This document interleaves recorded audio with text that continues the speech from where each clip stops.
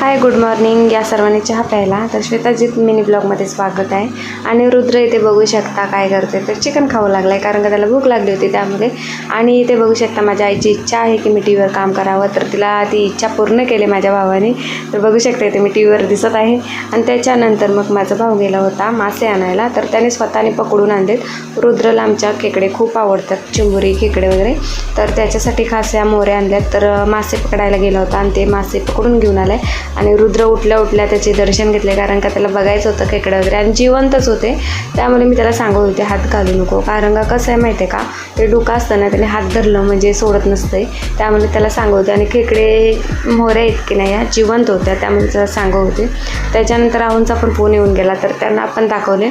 तर त्यांचं जीव वर खाली झालं कारण का त्यांना पण खूप आवडतात कसे मासे वगैरे, पण काही कारणास्तव त्यांना नाही यायला भेटलं इकडे, त्यामुळे कसं जीव थोडं वर खाली झालं त्यांचं.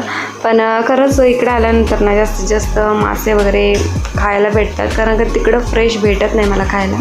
त्यामुळे इकडं आल्यानंतर मग खाऊन बोलतात नाही मन येतं, तसं होतं माझं.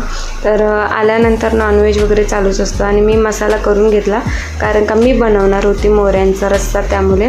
तर अगदी सोप्या पद्धतीत आहे बरं का. मसाला छान असं भाजून घेतले मी, आणि त्याच्यानंतर आईने मला चिरून दिल्यात मोऱ्या. तर त्या आता मस्त की मसाल्यात फ्राय करणार. त्याच्यानंतर मस्त थोडं मसाला भाजलं की त्याच्यात पाणी वगैरे ॲड करून मस्त आपली कालवणाची तरी तयार होते. आणि आई फ्राय करणार आहे कारण का मला फ्रायला एवढं काही जमत नाही, त्यामुळे.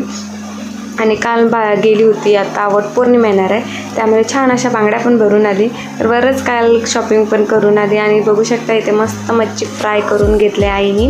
तर बाकीच्या त्या फ्राय केलेल्या त्या कडेला ठेवल्यात आणि फ्राय करायच्या त्या साईड